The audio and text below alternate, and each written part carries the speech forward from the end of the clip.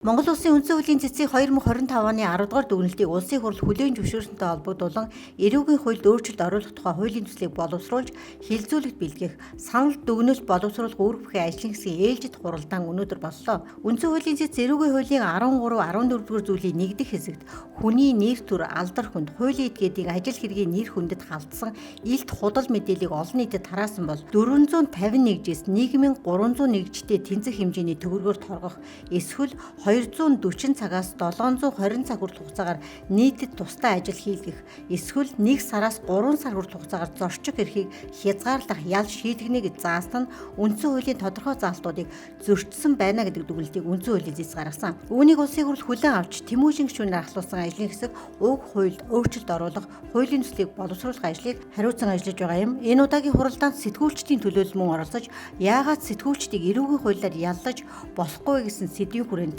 танилцуулга мэдээлэл хийж санал бодлоо хэллээ. За нэгдүгээр болохоор энэ урьдчилсан цензур буюу одоо chilling effect гэж одоо олон улсад хэлэгддэг. Сэтгүүлч хүн шоронд орохоос айгаад эхлэх юм бол ерэн сурвалжлах сэтгүүл зүй тэр цагт үхтэл болно гэж ер нь л үздэг. Тэгээ энийг юу хэлж байгаа юм бэ гэхээр би одоо жишээ нэг улсын хурлын гишүүний тухай ч юм уу нэг сайдын тухай одоо мэдээ бэлтгэхээр боллоо. Одоо нэвтрүүлэг баримт цацхаар боллоо. За энийг цацах юм бол би одоо эрүүгийн хуулиар ялтан болчих вэ, хэрэгтэн болчих вэ? За ингэхээс өмнө би одоо алдаа гаргачих уу гэдэг юм уу тийм ээ. Сэтгүүлч өөртөө, редакц өөртөө урьдчилсан цензур тавьж одоо эхэлдэг. Тухайн одоо үйл ажиллагаа сэтгүүл зүүн бүтээл сэтгүүл зүүн ажил эхлэхээс өмнө өөртөө урьдчилсан цензур тогтоох ийм одоо аюул үүснэ л гэж гол нь одоо хэлээд байгаа. Ер нь бол бид нар энэ эрүүгийн хуулийн заалтай холбоотой маш удаан ингээд яваад битгий сэтгүүлчдийг ингээд хорж шалгаач гэд ердөөсөө л өнгөрсөн 30 жилийн хугацаанд энэ заалтаар хоригдсон нэг ч зүгээр иргэн бол байдгүй. Энэ зүйл заалтаар гомдол гаргадаг нь субъектийн сэтгүүлч байдаг.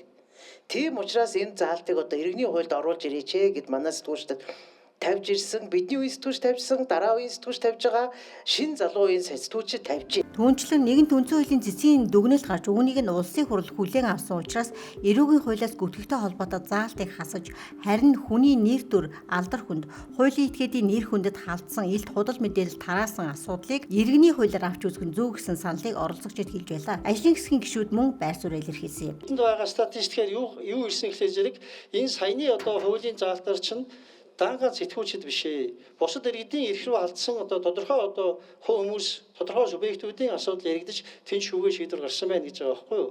Тэгэхээр бид энийг бол бүгд нь харж ээж нарийн тодорхойлох юм байна гэсэн ийм ойлголт байгаа шүү гэж байна. Тэгээд иймэрхүү хилцүүлэг бид сэтгүүлчтэйгээ цаашдаа ч гэсэн ярих байх. Хууль эзэх явцад бас ярих байхаа гэж бодож. Нөгөө энэ хэвлэл мэдээллийн эрхчлөө, үзэл бодлоо илэрхийлчлөөний юм чинь 3 тулгуурт юм байгаа байхгүй. Нэгдүгээрт хэвлэл мэдээллийн хэрэгслийн эзэд тэгээд сэтгүүлчд буюу редакцийн хараа тус байдал. Тэгээд иргэд эрх ашиг нь өндөгдөж байгаа. Иргэдийн асуудлыг бидэд мартчихад байгаа.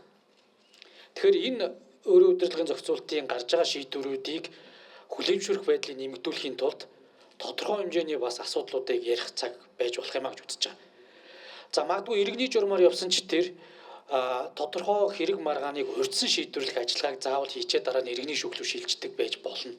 Энэ бас нэг л эрх зүйн зохицуулт. Ажлын хэсгийн ахлагч учраас хувийн бодлоо, хувийн байр суурь хуулиас хэлэхгүй байгаа. Та хэдийн хэлцүүлгийг л өрнүүлж байгаа. 2015 оны эрүүгийн хуулиас энэ зүйлийг хассан хүн би өөрөө. Гэхдээ одоо тэр байр сууриа бол юу гэдэг юм бус руу тулахгүй байгаа. Ажлын хэсэг бол улсын хурлын өөрийнхөө байр сууриаар саналаа өгөөд илэрхийлэх ба. Монгол Улсын үндсэн хуулийн цэцгийг 2025 оны 10 дугаар дүгнэлтийг улсын хурал хүлээн зөвшөөрсөнтэй холбогдуулан эрүүгийн хуульд өөрчлөлт оруулах тухай хуулийн төслийг боловсруулж хилцүүлэгт бэлтгэх санал дүгнэлт боловсруулах үүрэг бүхий ажлын хэсэг ийхүү өнөөдрийнхөө хуралдаанаар сэтгүүлчдийн байр суурийг сонслоо. Хилцүүлгээр яригдсан саналуудыг санал дүгнэлтэд боловсруулахдаа тусгаж ажиллахаа ажлын хэсгийн ахлагч хэллээ.